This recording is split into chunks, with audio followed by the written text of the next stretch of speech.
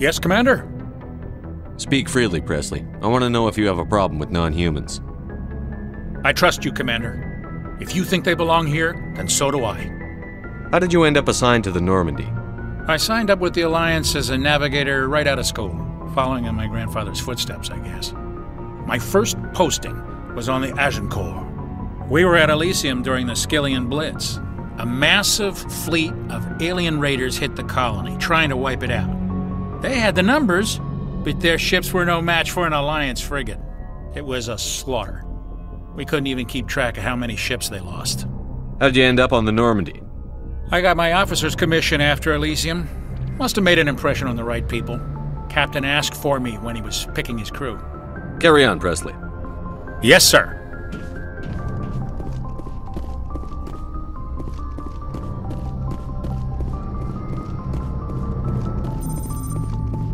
Boy, am I glad to be off of Noveria. I don't know which was worse, the cold or the corporations.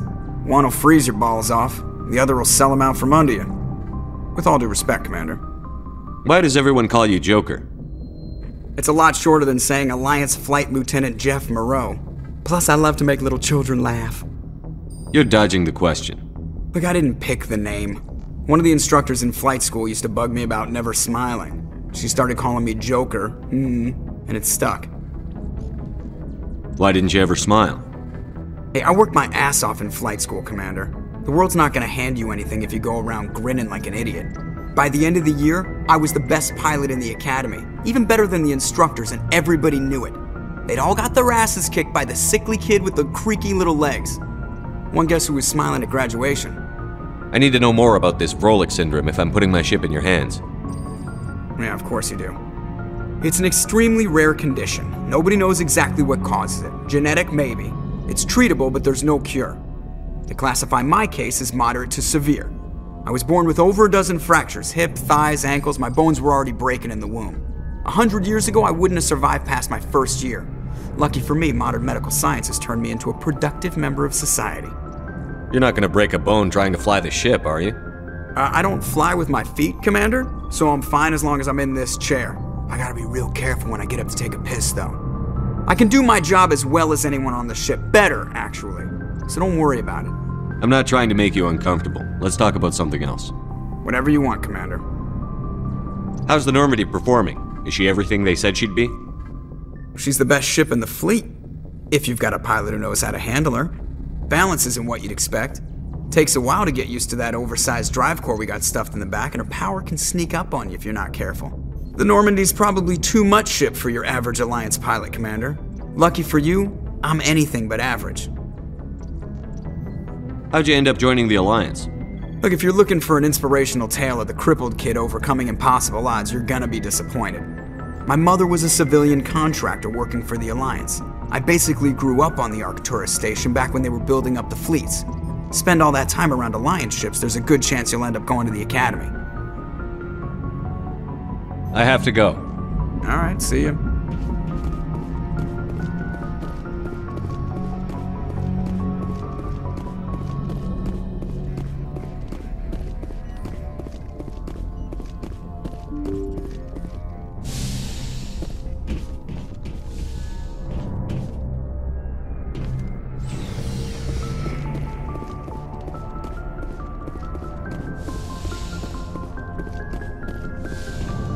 Yes, Commander?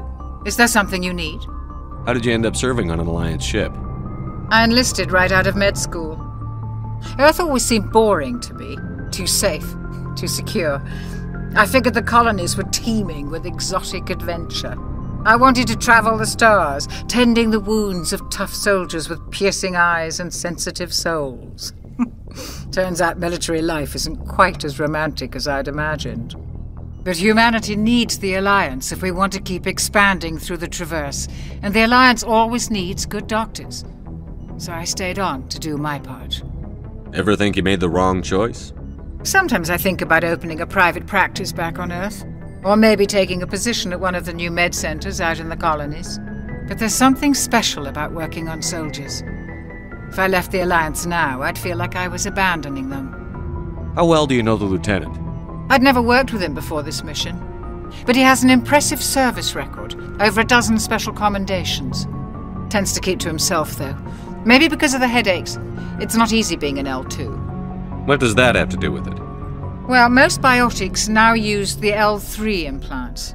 Lieutenant Alenko was wired with the old L2 configuration. Sometimes there are complications. What kind of complications? Severe mental disabilities, insanity, crippling physical pain. There's a long list of horrific side effects. Caden's lucky. He just gets migraines. I should go. Goodbye, Commander.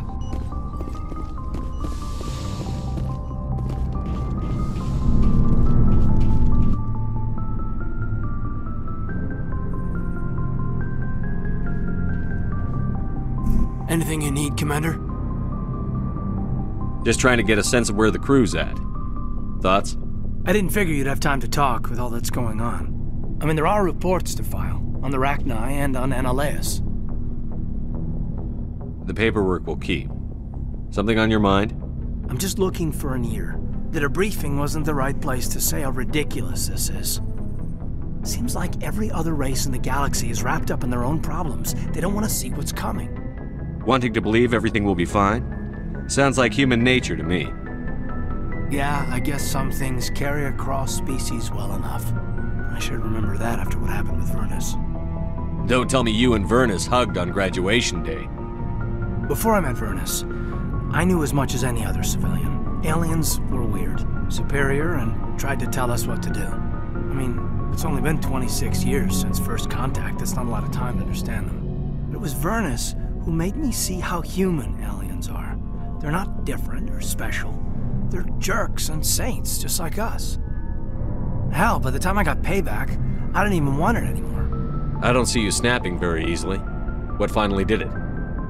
He hurt a girl, broke her arm. She reached for a glass of water instead of pulling it biotically. She just wanted a drink without getting a nosebleed, you know? Like an idiot, I stood up. Didn't know what I was gonna do, just something. And Vernus lost it. Beat the crap out of me, kept shouting how they should have bombed us back to the Stone Age. And that's when the knife came up. A military-issue talon, right in my face. I cut loose. Full biotic kick right in the teeth. Almost as strong as I can manage now. But at 17, that's something. Tapping that deep must have shocked the hell out of you. Not as much as it shocked Vernus. It killed him. Snapped his neck. They probably could have saved him if they got him to an infirmary quick enough. But they didn't. Caused a stir when they shipped him home. Bot training was shut down. Kinetics folded a couple of years later. So, yeah, maybe I hated that Turian. I mean, if one ass was enough to judge a whole race, I'd hate humans too. A reasonable stance. Keep that level head and we'll do fine. Staying reasonable is about all we've got left. Everyone else in this galaxy seems to have gone out of their minds. Present company accepted, of course. Anything you need, Commander? What's your opinion on the last mission? Killing Saren's, what was Benezi anyway? Second in command? Advisor? Anyway, it should set him back a bit. I'm sure Dr. Tassoni's hurting, though. Poor kid. Having to kill her own mom. Any opinion on the Rachni? Off the record? If we had the option, I'd as soon have left it to the Council. We weren't out here during the Rachni War. I'm not sure we have any business getting involved. We'll talk another time, Lieutenant. Commander?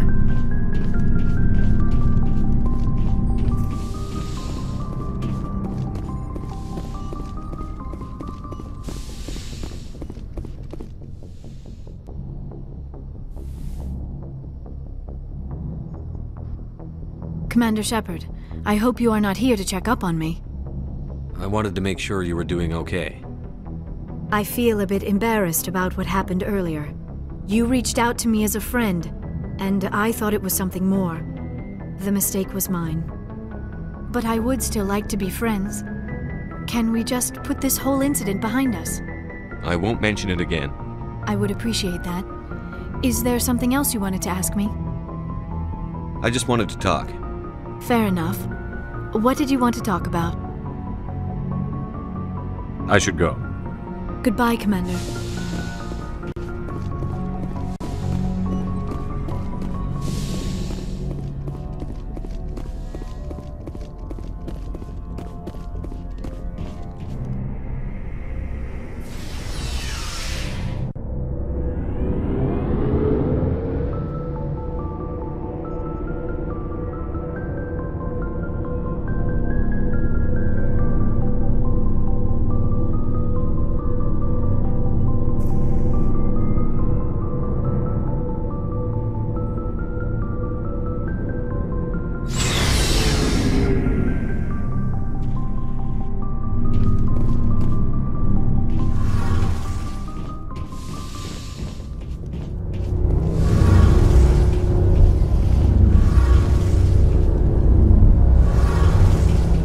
Something I can do for you, Commander.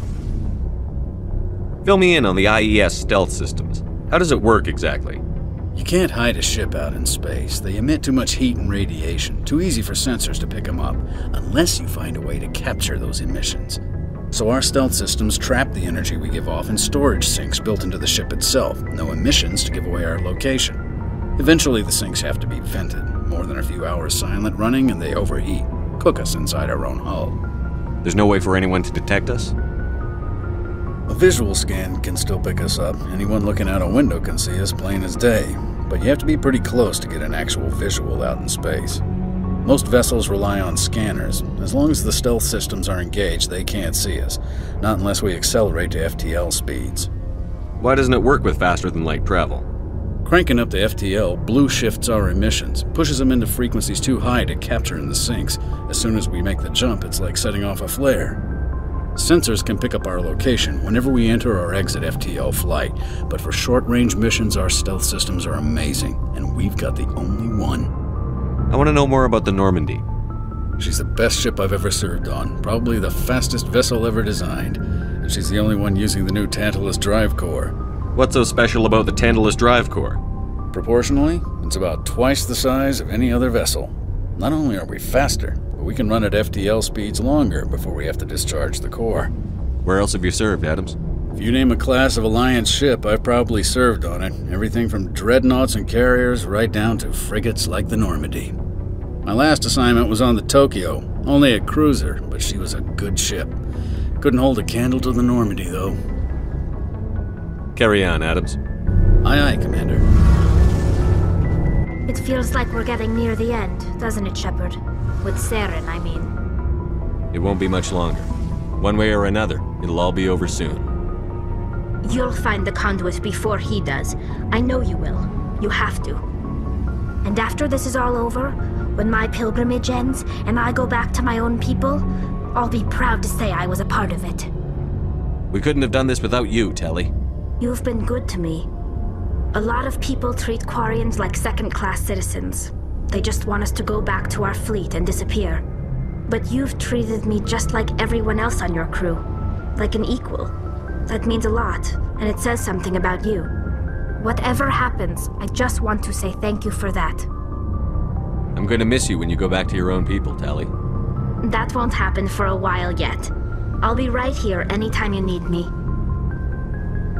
I want to know more about the pilgrimage. When my people reach maturity, we leave our birth ships and seek acceptance with a new crew. It's necessary to maintain genetic diversity among the fleet. But no ship wants to accept someone who will be a burden on them. So, to prove our worth, we embark on a pilgrimage. We set out alone, leaving the flotilla and our families behind us. We only return once we have found something of value we can bring back to the fleet. This is presented as a gift to the captain of the respective ship we wish to join. If the gift is accepted, we are welcomed into the crew. Can a captain choose to reject the gift? That doesn't happen often. Most captains are eager to increase the size of their crew. It increases their own standing in our society. Even when the gift is not particularly valuable, the captain usually accepts it out of a sense of tradition.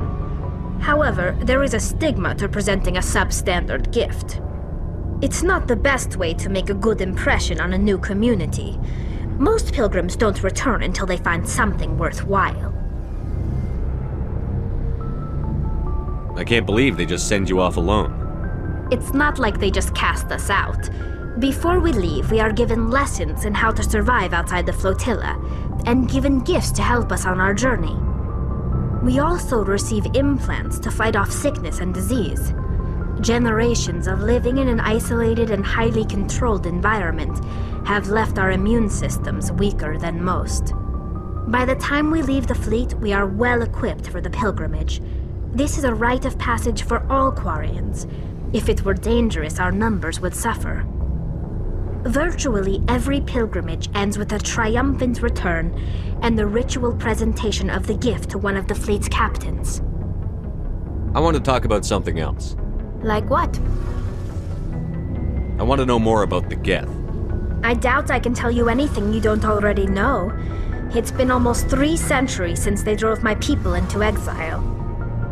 All I know is the story of their origins, what they were when we created them, and how they turned on us. Interesting. The Geth were originally created to serve as an automated manual labor force. Initially, their intelligence was as limited as any VI. Over time, we made small modifications to their programming to allow them to perform more varied and complex tasks, bringing them closer and closer to true AI status. How come the Council didn't step in and stop you? This wasn't true AI research. We may have been skirting the bounds of the law, but we never did anything that was actually illegal. The changes were so insignificant, so gradual, that we were able to control them. Or so we thought. But one thing we underestimated was the power of the neural network. 1 million Geth thinking simultaneously created an inherently unstable matrix. So, the Geth share brain power? Many of the Geth's logic systems were designed to work in concert with other nearby Geth. Basically, the more of them you have in the group, the smarter they are. So there's some sort of group consciousness? No, nothing like that. They cannot share sensory data or information. Their programming cannot handle that much simultaneous input. Each Geth maintains an individual awareness and identity. The neural network only operates on a process-based level. It's basically the synthetic equivalent of a subconscious. But when they're in close proximity, they can coordinate low-level functional processes, freeing up more capacity for original or independent thought. That doesn't make any sense. I'm probably oversimplifying. The Geth are incredibly advanced and complex creations. All you need to know is that they get smarter when they gather in large numbers. As we built more and more Geth, their effective intelligence became more sophisticated, more abstract. One day, a Geth began to ask its Quarian overseer questions about the nature of its existence. Am I alive? Why am I here? What is my purpose? As you can imagine, this caused a near panic among my people. I don't see what's so bad about those questions. The Geth were created to engage in mundane, repetitive, or dangerous manual labor. That's fine for machines, but it won't satisfy a sentient being for long. The Geth were showing signs of rudimentary self-awareness and independent thought. If the Geth were intelligent, then we were essentially using them as slaves. It was inevitable the newly sentient Geth would rebel against their situation. We knew they would rise up against us, so we acted first. A general order went out across all Quarian-controlled systems to permanently deactivate all Geth. The Geth responded to this order violently. You can't blame them for fighting for their survival. We had no other choice.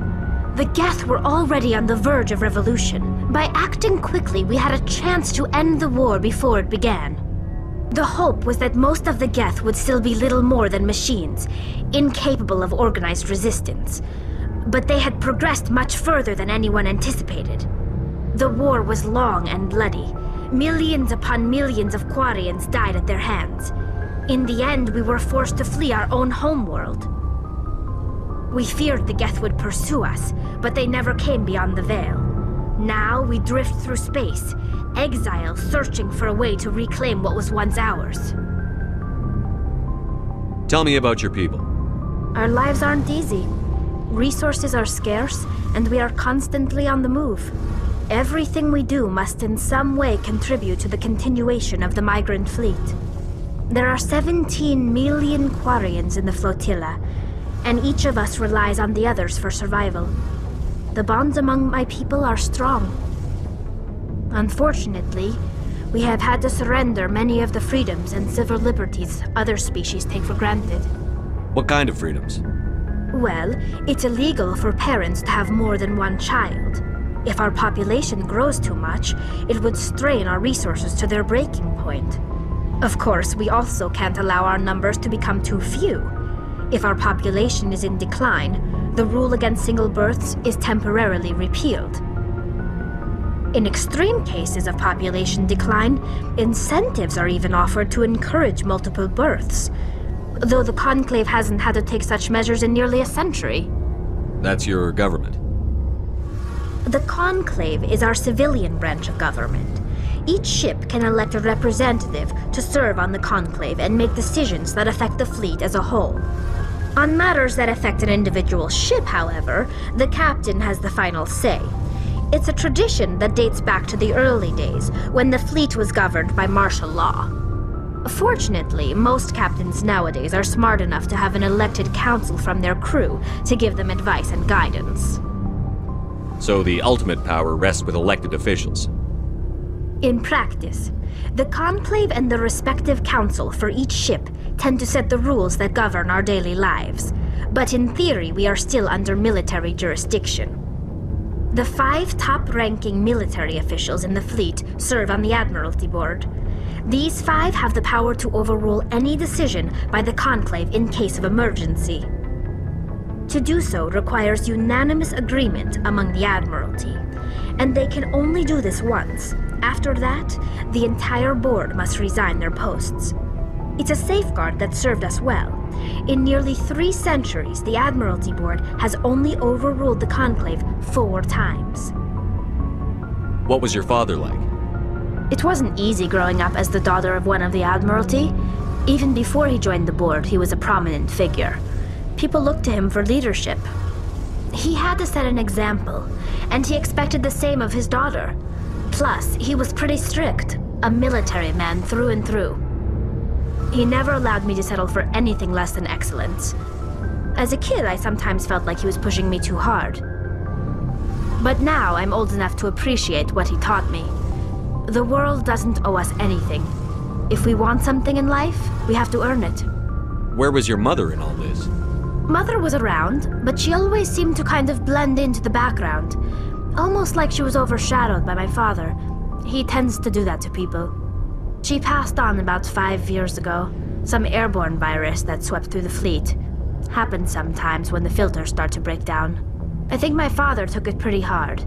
After she was gone, he became even more focused on his work.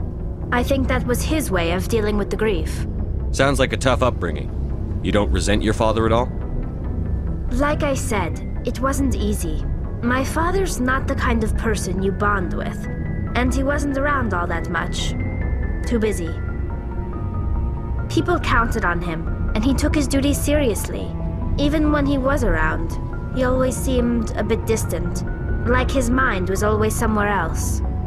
Come to think of it, I can't ever remember seeing him smile. Not once. It's like he was always weighed down by all that responsibility. I mean, I know he cares about me, but he never really showed it, not in the usual way. I guess the best thing I can say about my father is that I respect him. I want to talk about something else. Like what? I should go. See you later.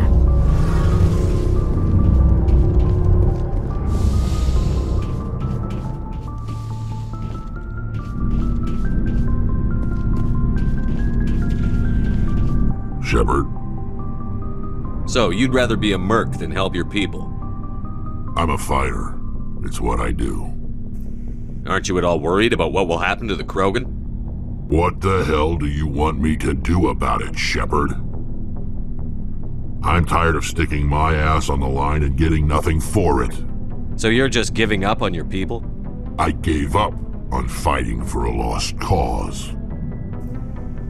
I'm no hero, Shepard. Bottom line, killing for credits simplifies things. You ever think about helping your people? I try not to. But there's a lot of Krogan mercs out there. I'm always running into them. Half the time I'm being paid to kill them. But that's just part of the job. You don't get to pick who your enemies are. Are your people really dying? We're sure not getting any stronger. We're too spread out. None of us are interested in staying in our own system. Lots of species have left their homes and prospered. But they go to colonize new worlds. We're not settlers. We're warriors. We want to fight. So we leave. Hire ourselves out. And most of us never go back. You must have family other than your father. Don't you miss them? No. Now that I have my family's armor again, there's nothing left for me. What can you tell me about the genophage? Ask the Solarians if you want details. They made it. All I know, it makes breeding nearly impossible. Thousands die in stillbirth, and most never get that far. Every Krogan is infected, every one, and no one's rushing to find a cure. Why don't the Krogan try to find a cure? When was the last time you saw a Krogan scientist? You ask a Krogan, would he rather find a cure for the genophage or fight for credits? He'll choose fighting every time. It's just who we are, Shepard. I can't change that. Nobody can. So long, Rex. Shepard.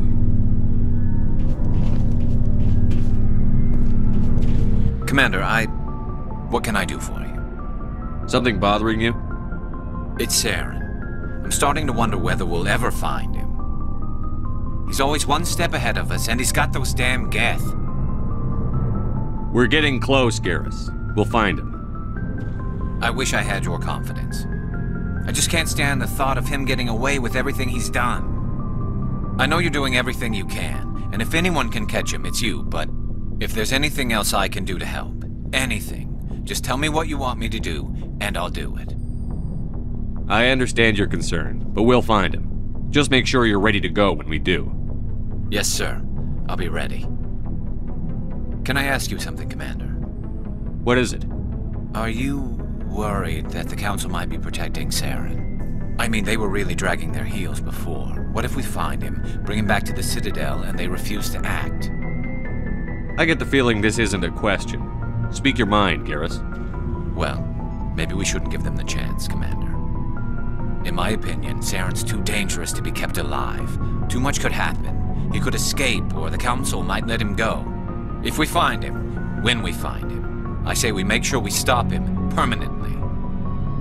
If Saren won't listen to reason, if he forces my hand, I'll kill him in a heartbeat. But only if it's absolutely necessary. But what's the point in keeping him alive? It just gives him an opportunity to escape or convince the Council to listen to him. And what about the Geth? They might try to free him. We know more about Saren's plans than anyone. But what do we really know? If we just kill him, we lose the chance to find out. Yeah, I see your point. Do you really think there's more to know, other than the fact that he's a raving lunatic? Maybe, maybe not. But it's not a chance I'm willing to take. Yes, sir. Hey, Skipper. Any interest in a small drink? It's a special occasion. What's the occasion? It's Armistice Day, when the First Contact War ended. My family always marks it. Since I'm the only Williams aboard, I thought I'd ask you. Seems like an odd thing to celebrate. That was 26 years ago. In our family, it's not really a celebration, more like an obligation. Don't tell me you don't know about my family. My commanders always find out. It's not in my files or something? There's almost nothing in your files. Technical scores and a list of crap assignments. There's a reason for the crap assignments. I'm General Williams' granddaughter, the commander of the Shanxi garrison in the war. The only human ever to surrender to an alien race. Don't tell me you're blamed for that. Not formally. Dad got passed for promotion over and over. And I think my record merits more than garrison duty on a backwater agri-colony. Takes a special kind of thick-headed to march into a job where your family's blacklisted. I did it anyway. I'm not gonna let our name go down with Arnold and Quisling. Granddad deserved better than that. What happened to your grandfather after the war? He was relieved of command as soon as Shanxi was liberated. They brought him back to Earth in irons, but there was never a trial. They quietly demoted him and stuck him behind a desk. He retired a year later and spent the rest of his life working construction in the colonies. Sometimes we hear about attempts to get him exonerated in some official way. Nothing ever comes of them. As I recall, your grandfather held out for a long time. The Turians wrecked the orbitals in the first wave and occupied the major cities. They sat in orbit, dropping rocks on anything that moved. Granddad dispersed the troops, but when they went into the cities for supplies, the Turians would wreck a block to eliminate one fire team. Civilians were dying, his troops were starving, and he couldn't contact Alliance High Command, so he surrendered the garrison.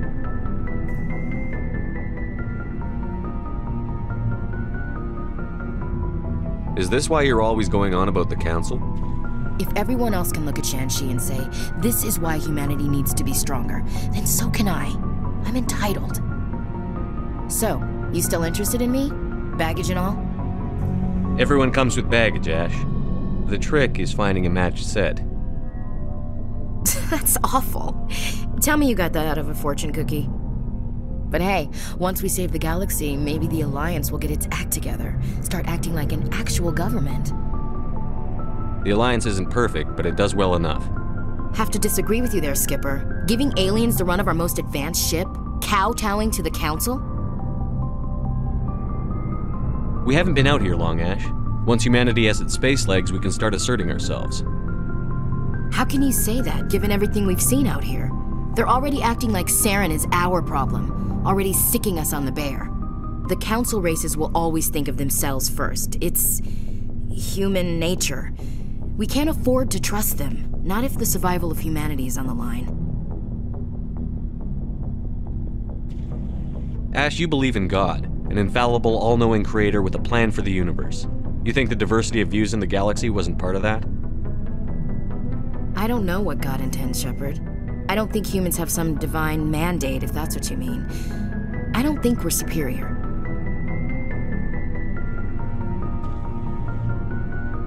We need to know what to expect out here. We've met aliens who oppose us but don't want to destroy us. Maybe it's an opportunity to learn. Well, that's... I guess I never thought of it that way. All big picture, I mean. It doesn't make what happened to Granddad any better, though.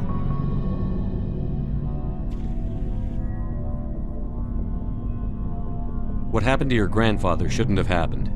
Well, at least somebody knows that. You and he would have gotten along. He was a tough old bastard.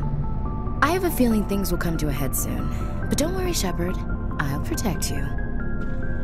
What's your opinion on the last mission? You mean the Rachni, right? They were dangerous, Skipper. They proved that 2,000 years ago. I think it was a mistake to let them go. But that wasn't my call to make. It was yours. If you haven't talked to Dr. Tassoni, you probably should. She just lost her mom. That has to hurt. Just saying, Skipper. We'll talk later, Williams. Looking forward to it, Skipper.